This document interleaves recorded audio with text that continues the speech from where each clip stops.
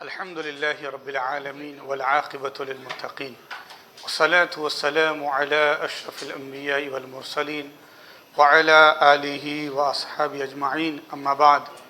قال الله تبارك وتعالى في القرآن المجيد والفرقان الحميد أعوذ بالله من الشيطان الرجيم بسم الله الرحمن الرحيم ولله الأسماء الحسنى فادعوه بها صدق الله العظيم۔ اللہ پاک کا عظیم احسان کہ آج رمضان المبارک کی چھٹی تراویح میں ہم نے قرآن مجید کا پہلا سجدہ کیا۔ اللہ پاک اسے ہمارے لیے نجات کا ذریعہ بنائے، بخشش کا ذریعہ بنائے۔ الحمدللہ حاضرین گرامی، آج 8واں پارہ نصف اور 9واں پارہ مکمل ہو چکا ہے، تو اس طریقے سے ہم 9 پارے پڑھ لیے اب تک۔ میں نے آیت کریمہ پڑھی، اللہ پاک فرماتا ہے وَلِلَّهِ الْأَسْمَاءُ الْحُسْنَى، اور خوبصورت اور پیارے پیارے نام اللہ کے، فَادْعُوهُ بِهَا، تو تمہیں چاہیے کہ اسے ان ناموں سے پکارے۔ تو رزاق ہے اللہ، مہیمن ہے، عزیز ہے، غفار ہے، ستار ہے، جیسے کہ سورہ حشر کی آخری 3 آیات میں اللہ پاک کے نام و صفات کا کثرت سے ذکر ہے۔ الملک،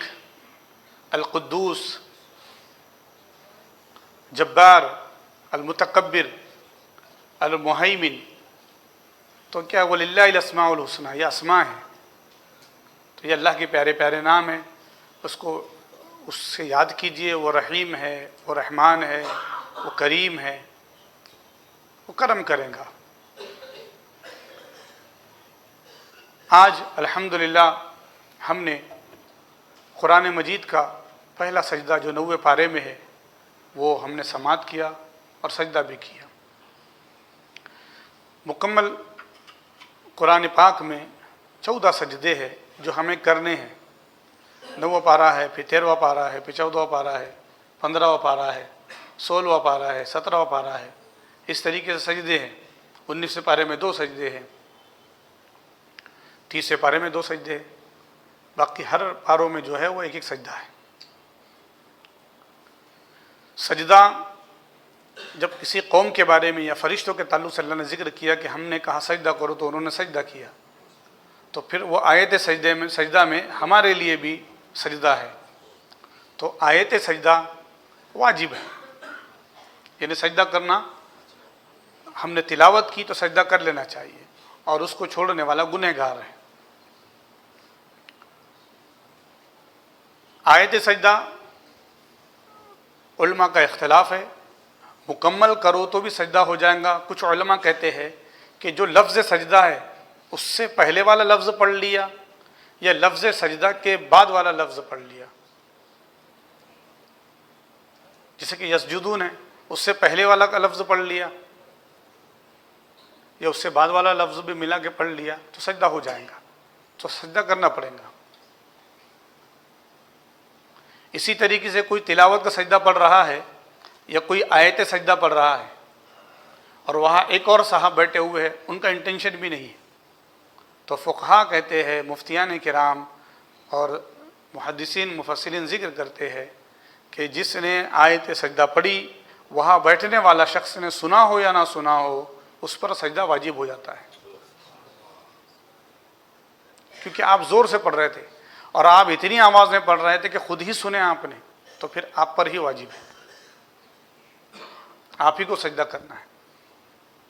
ایک ہی آیت کو آپ نے کئی مرتبہ، وہ آیت سجدہ کو کئی مرتبہ آپ نے پڑھ لیا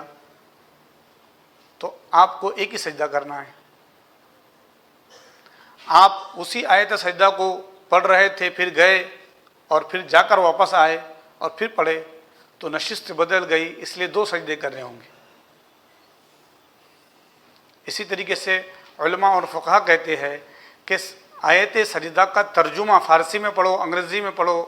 یا عربی میں پڑھو، آپ کو سجدہ کرنا واجب ہے۔ تو آیت سجدہ کا ترجمہ بھی اگر ہم نے پڑھا ہے تو ہمیں سجدہ کرنا ہوگا،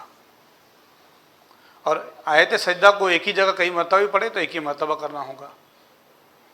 تو یہ آیت سجدہ کے کچھ احکام تھے جو سماعت کیا آپ نے۔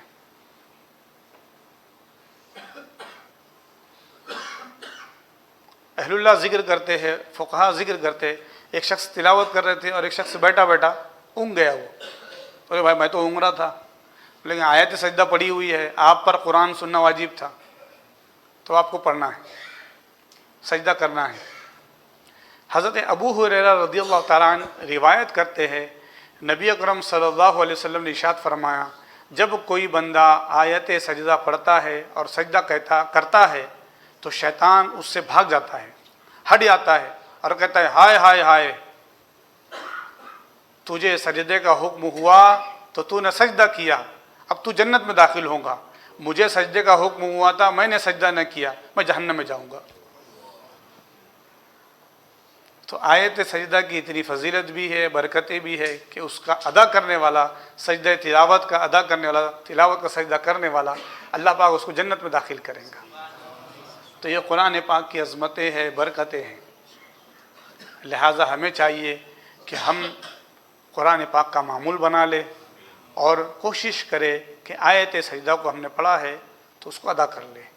اگر ولو بالفرض کوئی شخص سجدہ تلاوت نہیں کر سکا اسی وقت پڑھنے کے بعد تو وہ بعد میں بھی ادا کر سکتا ہے، مکمل قرآن مجید پڑھنے کے بعد بھی ایک ساتھ 14 سجدے بھی کر سکتا ہے، لیکن بہتر ہو سکتا ہے ہم بھول جائیں۔ آپ لوگ تو تلاوت کرتے ہیں، لیکن ہم حفاظ کے لیے تو ایسا ہوتا ہے ایک آیت سجدہ کو ہم کئی مرتبہ الگ الگ نشست سے پڑھتے ہیں، تو ہم کوشش کرتے ہیں کہ ہم بھی پڑھ لیں، اس لیے ہم بھی تلاوت کریں تو ہمیں بھی کوشش کرنی چاہیے کہ ہم سجدہ تلاوت ادا کریں، لیکن اس وقت کریں جس وقت سجدہ کرنا درست ہے، یعنی کہ ان اوقات میں جب کہ طلوع ہو، جب کہ غروب کا وقت ہے یا زوال کا وقت ہے، اس وقت نماز اس لیے نہیں کہ اس میں سجدہ ہے، ورنہ نماز جنازہ پڑھ سکتے ہیں، غروب طلوع اور زوال کے وقت میں نکاح پڑھ سکتے ہیں، اس لیے کہ نکاح کے اندر خطبہ ہے، نماز کے اندر سجدہ ہے، نماز جنازہ میں سجدہ نہیں ہے۔ اس سے یہ بتایا گیا ہے کہ جب سورج نکلتا ہے تو کچھ لوگ سوریہ نمسکار کرتے ہیں، تو کوئی سجدہ کرنے والا سجدہ کر رہا ہوگا تو دیکھنے والوں کو یہ نہ لگے کہ یہ اسی کو سجدہ کر رہا ہے جو سورج نکل رہا ہے، یا ڈوب رہا ہے اور ڈوبتے ہوئے اگر کوئی سجدہ کرے تو ڈوبتے ہوئے اس کو جو ہے وہ اس کی عبادت کر رہا ہے، تو دیکھ کر سوچنے والوں کو منع کر دیا، یعنی کوئی دیکھ کر ایسا گمان کرے تو اللہ کے واسطے ہم بھی ایسی کوئی حرکت نہ کریں کہ جس سے ہمیں دیکھ کر یہ کوئی کہے کہ سجدہ کر رہا ہے۔ اب اسی سے آپ ذہن لگا لیجئے، اللہ والوں کے آستانے پہ جاؤ، بزرگوں کی بارگاہ میں جاؤ تو آپ دور سے کھڑے رہیے، فاتحہ وغیرہ پڑھیے، ایسی کوئی حرکت نہ کرے، ایسا کوئی معاملہ نہ کرے کہ جس سے دیکھ کر لوگوں کو کچھ گمان ہو کہ یہ سجدہ کر رہے ہیں، یہ کیا کر رہے ہیں، جس سے دوسروں کو موقع ملتا ہے۔ سجدہ تلاوت کرنے کا طریقہ یہ ہے کہ ہم کھڑے ہو جائیں، کھڑے ہو کر اللہ اکبر بول کر سیدھا سجدے میں جائیں گے، سبحان ربی الاعلی، سبحان ربی الاعلی، سبحان ربی الاعلی 3 مرتبہ، 5 مرتبہ، 7 مرتبہ پڑھیے اور اللہ اکبر بول کر کھڑے ہو جائیے۔ تو کھڑے رہ کر اللہ اکبر بول کر سجدے میں جانا اور اللہ اکبر بول کر اٹھنا یہ سنت رسول اللہ ہے، اور یہ اس طریقے سے کھڑے ہو کر سجدے میں جا کر واپس تلاوت کے سجدے کے لیے میں سے کھڑے ہو جانا یہ مستحب ہے، زیادہ فضیلت ہے اس کی۔ تو آیت سجدہ میں جب ہم تلاوت کا سجدہ کر رہے ہیں تو شروع میں تکبیر کے لیے ہاتھ اٹھانا نہیں ہے، اور جب بعد کی تکبیر اللہ اکبر تو سجدے سے اٹھ کے پھر بیٹھ کر نہ التحیات ہے، نہ درود شریف ہے، نہ دعا معصورہ ہے، بس سجدہ یہی سمپل طریقہ ہے۔ تو اس کو آپ ذہن میں رکھ لیجئے۔ بہت سارے لوگ اللہ اکبر کر کے ہاتھ اٹھاتے، پھر سجدے میں جاتے، پھر سجدے میں جا کے پھر وہ جا نماز کو چومتے بھی، تو یہ سب طریقے جو ہے درست نہیں۔ جو حدیث میں آیا ہوا ہے اللہ اکبر بول کر آپ سیدھا سجدے میں جائیں گے، دل میں ارادہ کریں گے، نیت کریں گے میں تلاوت کا سجدہ کر رہا ہوں، تو انشاءاللہ یہ تلاوت کا سجدہ آپ کا درست ہوگا۔ اور اگر آپ زیادہ کثرت سجدہ کر رہے ہیں، آپ اللہ اکبر بول کر گئے اور آپ سجدہ کر کے واپس بیٹھ گئے، پھر سجدے میں چلے گئے تو پھر آپ دوسرے سجدے میں گئے، پھر اٹھ گئے اور پھر تیسرے سجدے میں گئے تو تیسرا سجدہ ہے۔ لیکن بہتر افضلیت یہ ہے کہ ہر سجدے کے لیے کھڑے ہو کر سجدے میں جائے، واپس کھڑے ہو جائے، اس کی فضیلت ہے، مستحب ثواب زیادہ ہے۔ اللہ پاک ہمیں کثرت سجدہ کرنے والا بنائے۔ اللہ کو وہ بندے پسند ہیں جو کثرت سے سجدہ کرتے ہیں، اسی لیے قرآن پاک میں اللہ فرمایا کہ میرے قریب آنا ہو، مجھ سے قرب پانا ہو تو سجدہ کثرت سے کرو، تم مجھے قریب میں پاؤں گے یا میرے قریب ہو جاؤں گے۔ اللہ پاک ہمیں اپنے سے قریب فرمائے اور دنیا سے دور فرما کر تیرے اور تیرے حبیب سے قربت اور نسبت نصیب فرمائے۔ وصلی اللہ تعالی علی خیر خلقہ محمد وعلی آلہ وصحبہ اجمعین والحمد للہ رب العالمین۔ اے شہنشاہ مدینہ الصلاۃ والسلام، اے نور عرش محلہ الصلاۃ والسلام، رب حب لی امتی کہتے ہوئے پیدا ہوئے، رب حب لی امتی کہتے ہوئے پیدا ہوئے، رب نے فرمایا کہ بخشا، رب نے فرمایا کہ بخشا، الصلاۃ والسلام، اے شہنشاہ مدینہ الصلاۃ والسلام، زینت عرش محلہ الصلاۃ والسلام۔ مومنوں پڑھتے رہو تم اپنے آقا پر درود،